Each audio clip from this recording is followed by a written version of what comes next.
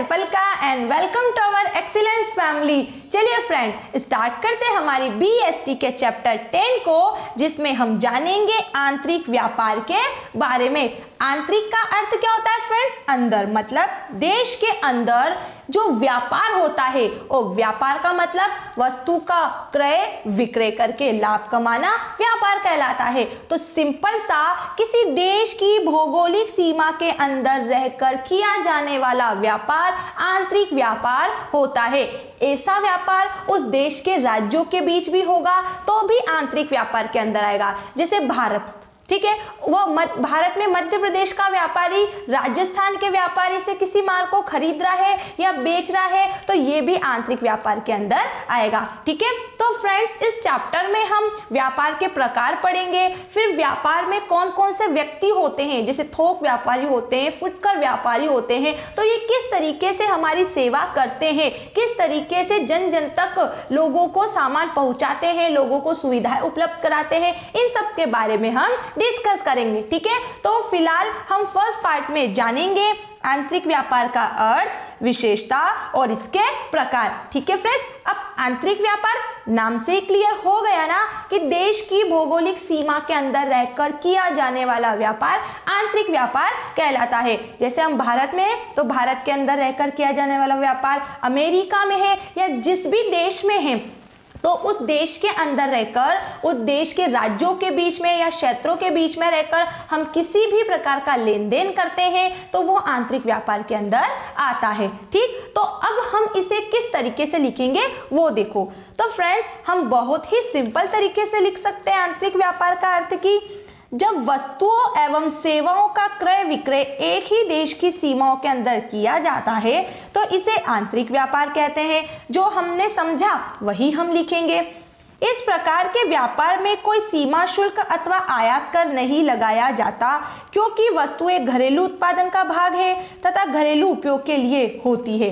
मतलब कि आयात कर या निर्यात कर या सीमा शुल्क मतलब कस्टम ड्यूटी। जब एक देश की सीमा से दूसरे देश की सीमा में माल आता है तो वहां पर सीमा शुल्क लगता है। माल को जब हम आयात करते हैं या निर्यात करते हैं तो आयात कर निर्यात कर हमें चुकाने होते हैं, हमें वो टैक्स देने होते हैं। तो यहाँ देश के अंदर जो किसी प्रकार का लेन देन हो रहा है, जो क्रय विक्रय का काम हो रहा है, भले ऐसा काम राज्यों के बीच में हो रहा हो या क्षेत्र विशेष के बीच में हो रहा हो, तो किसी प्रकार का कर नहीं है। ठीक है फ्रेंड्स, और आगे बोला कि क्यों किसी प्रकार का टैक्स नहीं दिया जा रहा है, क्योंकि माल देश की घरेलू सीमा के अंदर ही बनाया गया है, घरेलू सीमा के अंदर ही हो रहा है और घरेलू उपयोग के लिए घरेलू उपयोग के काम में आ रहा है। ठीक है, फिर लिखा है और भुगतान देश की सरकारी मुद्रा में अथवा अन्य किसी मान्य मुद्रा में किया जाता है। अब आंतरिक व्यापार, हम जिस देश में रहते हैं उस देश में जो करेंसी चलती है,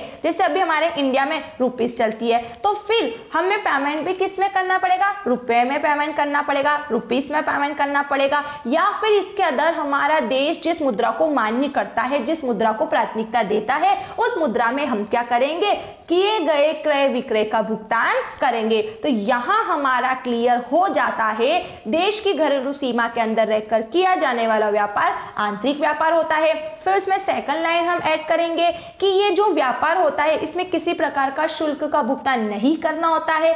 क्यों नहीं करना होता? क्योंकि देश की घरेलू सीमा के अंदर माल बना और घरेलू सीमा के अंदर उसका क्रय विक्रय हो रहा है और घरेलू उपयोग के लिए हो रहा है। और फोर्थ हम बोलेंगे कि इस क्रय विक्रय में या इस लेन देन में जो भी सामान का क्रय विक्रय होता है, जो भी उनका भुगतान होता है, वह देश की मुद्रा में ही होगा, ऐसी मुद्रा में जो उस देश की सरकार उसको मान्यता देती है। क्योंकि प्रत्येक देश की मुद्राएं मतलब उनकी करेंसी अलग अलग होती है। जैसे अमेरिका में डॉलर चलती है, हमारे इंडिया में रुपीस चलती है। ठीक है, तो जिस देश की जो करेंसी है उसी देश में उसका उसी करेंसी में किए गए सौदे का भुगतान किया जाएगा आंतरिक व्यापार में। ठीक है, अब देखते हैं आंतरिक व्यापार की विशेषताएं। हर एक बात की विशेषताएं होती है कि ये बात क्यों कही जा रही है, ये काम क्यों किया जा रहा है। तो उसी प्रकार से आंतरिक व्यापार की क्या विशेषताएं, मतलब उसकी क्या शर्तें हैं, किन अवधारणाओं या मान्यताओं को लेकर चलता है आंतरिक व्यापार। ठीक है फ्रेंड्स,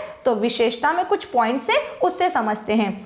जैसे फर्स्ट लिखा है इसमें एक देश की सीमा के अंदर ही वस्तुओं का लाना ले जाना, जिसे क्रय विक्रय कहते हैं, किया जाता है। देश की सीमाओं का उल्लंघन होते से ही आंतरिक व्यापार विदेशी व्यापार में परिवर्तित हो जाएगा। बिल्कुल सही। अगर आप किसी वस्तु को खरीद रहे हो या बेच रहे हो देश की सीमा के अंदर, तो वो आंतरिक व्यापार होगा। और इसके विपरीत अगर आप देश की सीमा को पार करते हो या आप किसी वस्तु का निर्यात दूसरे देश को करते हो, तो वो निर्यात व्यापार के अंदर आएगा, वो विदेशी व्यापार होगा। यहाँ आंतरिक व्यापार मतलब देशी व्यापार, देश के अंदर होने वाला व्यापार देशी व्यापार, देश की सीमा के बाहर किया जाने वाला व्यापार विदेशी व्यापार। जैसे भारत के अंदर कोई व्यापार हो रहा है, भले राज्यों के बीच हो रहा है, तो देशी व्यापार। अब भारत नेपाल को या भारत अमेरिका को कोई माल बेचता है या मंगाता है, तो वो विदेशी व्यापार हो गया। ठीक है फ्रेंड्स, अब अगला देखो। अगला लिखा है, इसमें क्रय एवं विक्रय का भुगतान देश की प्रचलित राष्ट्रीय मुद्रा में ही किया जाएगा। बिल्कुल, ये तो हमने पहले इसकी डिटेल में ही पढ़ लिया। ठीक है फ्रेंड्स, अगला, एक देश के विभिन्न राज्यों में वस्तुओं को लाने ले जाने पर सामान्य कोई प्रतिबंध इसमें नहीं होता है। एंड लास्ट इसमें लिखा है, किसी भी प्रकार के विवाद की स्थिति में वस्तु विक्रय अधिनियम का पालन किया जाता है। इसमें जो क्रय विक्रय करते हो आप देश के अंदर, और फिर आपके साथ किसी व्यापारी के द्वारा किसी भी तरह की कोई धोखाधड़ी होती है, तो उसके लिए विक्रय अधिनियम जो है उसके तहत आपकी सारी सुनवाई की जाती है। ठीक है फ्रेंड्स, अब देखते हैं हम आंतरिक व्यापार के प्रकार। आंतरिक व्यापार के कितने प्रकार होते हैं?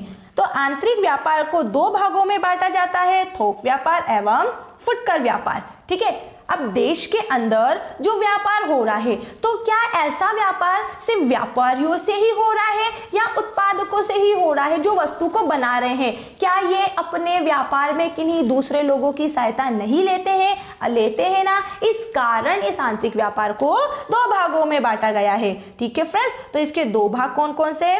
थोक व्यापार और फुटकर व्यापार। ठीक है, अब इन दोनों व्यापारियों का क्या अर्थ है या दोनों व्यापारी क्या काम करते हैं, इसे जानने के लिए इन दोनों का अर्थ समझेंगे। ठीक है, तो फर्स्ट हम थोक व्यापार का अर्थ जानते हैं। थोक व्यापार क्या लिखा है इसमें, देखते हैं। थोक व्यापारी से आशय एक ऐसे व्यापारी से है जो उत्पादक से बड़ी मात्रा में वस्तु का क्रय कर फुटकर व्यापारियों को उनकी आवश्यकता अनुसार मात्रा में विक्रय करते हैं। थोक व्यापारी ऐसा व्यापारी जो क्या करता है, उत्पादक। उत्पादक कौन? वस्तु को बनाने वाला, उससे वस्तुओं को बड़ी मात्रा में खरीदता है और फिर फुटकर व्यापारियों को छोटी छोटी मात्रा में बेचता है। फुटकर व्यापारी मतलब ऐसे व्यापारी जो गलियों में घूमते हैं, जो रास्ते में होते हैं, वो फुटकर व्यापारी होते हैं। हम देखते हैं ना, हम फुटकर व्यापारी क्या करते हैं, हमारे घर तक वस्तुओं को लेकर आते हैं, थैले के माध्यम से, बाइक के माध्यम से, साइकिल पर, अनेकों तरीकों से हमारे पास वस्तुएं आती है। ठीक है, तो थोक व्यापारी, फुटकर व्यापारी और उत्पादक, इन दोनों के बीच कड़ी का काम करता है, मतलब इन दोनों को जोड़ता है। उत्पादक ने माल बना दिया, खरीदा और फिर फुटकर व्यापारी को बेचा और फुटकर व्यापारी से हम तक माल आया। ठीक है फ्रेंड्स, तो थोक व्यापारी ऐसा व्यापारी है जो उत्पादक अर्थात वस्तु को बनाने वाले व्यक्ति से माल को बड़ी मात्रा में खरीदता है और फुटकर व्यापारियों को उनकी आवश्यकता अनुसार, फुटकर व्यापारी जितनी मात्रा मांगता है उतनी मात्रा में उसे उपलब्ध करवाता है, क्या? वस्तु को। ठीक है, अब आगे देखो। इस प्रकार थोक व्यापारी उत्पादक एवं फुटकर व्यापारी के मध्य एक महत्वपूर्ण कड़ी होते हैं। इस प्रकार का व्यापार थोक व्यापार एवं इस कार्य को करने वाला व्यापारी थोक व्यापारी कहलाता है। ठीक है, वह व्यक्ति जो उत्पादक से माल खरीदकर फुटकर व्यापारी को बेचता है वह थोक व्यापारी कहलाता है और उसके इस कार्य को थोक व्यापार कहते हैं। थोक का मतलब होता है बड़ी मात्रा में वस्तु को क्या करना, इकट्ठा करना या खरीदना। साथ ही थोक व्यापारी एक ही प्रकार या प्रकृति की वस्तु का विक्रय करते हैं। एक ही प्रकार या प्रकृति की मतलब कोई एक वस्तु ले लो, ठीक है, उस वस्तु की उनके पास 100 से लेकर 1000 से लेकर 10,000 20,000 ऐसी बड़ी बड़ी क्वांटिटी में वो वस्तु हमें मिल सकती है। ठीक है, इसी कारण ये कपड़े के थोक व्यापारी, घी के थोक व्यापारी, शक्कर के थोक व्यापारी इत्यादि नामों से पुकारे या जाने जाते हैं। हम देखते हैं और सुनते भी हैं ऐसे व्यक्ति जो अपने यहाँ एक ही रंग रूप की वस्तुओं की अनेक मात्राएं रखते हैं। ठीक है, तो उन व्यापारियों को हम थोक व्यापारी कहते हैं और फिर उनके नाम भी रखे जाने लगते हैं। जैसे किसी के पास अपन कपड़े का व्यापारी है, सभी प्रकार का कपड़ा मिलता है, जितनी मात्रा चाहिए आपको उतनी मात्रा में मिल जाएगा, ठीक है। शक्कर के व्यापारी, जिनके यहाँ पे विभिन्न प्रकार से वस्तुएं मिलती है, या फिर ऐसा कह सकते हैं कि शक्कर के ही स्पेशल हो, वो घी का व्यापारी हो, तो उनको ऐसे बोला जाता है, ठीक है। आगे देखो, थोक व्यापारी बड़ी मात्रा में वस्तुओं का संग्रह करते हैं, बड़ी मात्रा में पूंजी लगाते हैं एवं इन्हें व्यापारिक उतार चढ़ाव पर नजर भी रखना होती है। बिल्कुल जरूरी है नजर रखना, क्योंकि बड़ी मात्रा में किसी वस्तु को खरीदा है, ठीक है, तो खरीदने से पहले ये देखो कि वाकई में इसके ग्राहक मुझे मिलेंगे या नहीं मिलेंगे। इस बात के लिए वो बाजार पर नजर रखते हैं। थोक व्यापारी पुनर्विक्रय के लिए ही वस्तु का क्रय करते हैं। सामान्यतः थोक व्यापारी का अंतिम उपभोक्ता ग्राहक से कोई प्रत्यक्ष संपर्क या संबंध नहीं होता। क्या है, थोक व्यापारी जो है वस्तु को किस लिए खरीदते हैं? पुनः विक्रय के लिए। कुछ बहुत ही कम ऐसी स्थिति होती है जब थोक व्यापारी का ग्राहक से संबंध होता है, अन्यथा देखा जाए तो थोक व्यापारी का फुटकर व्यापारी और उत्पादक से ही संबंध होता है। सीधे ग्राहक और थोक व्यापारी का संबंध तो होता है, लेकिन बहुत कम होता है। थोक व्यापारी समझ में आ गया? ऐसा व्यापारी जो वस्तुओं को पुनः बिक्री के लिए खरीदता है और ऐसी बिक्री वो फुटकर व्यापारी को उसकी आवश्यकता अनुसार करता है, ठीक है फ्रेंड। साथ ही यह उत्पादक से माल खरीदता है, इस हेतु उत्पादक से माल खरीदता है और फुटकर व्यापारी को बेचता है, इसलिए उत्पादक और फुटकर व्यापारी के बीच कड़ी का काम करता है, मतलब उन्हें जोड़ के रखता है।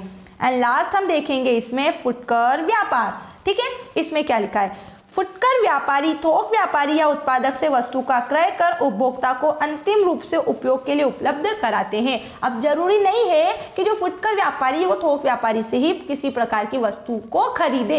ये क्या करते हैं? थोक व्यापारी और उत्पादक दोनों से वस्तु को खरीद सकते हैं। और अंतिम उपभोक्ता, अब वस्तु किसके लिए बनी है? उपभोक्ता के लिए बनी है ना, तो उपभोक्ता के उपभोग के लिए उपलब्ध कराते हैं। यह कार्य जिस स्थान पर होता है उसे फुटकर व्यापार एवं इस क्रिया को करने वाले व्यक्ति को फुटकर व्यापारी कहते हैं।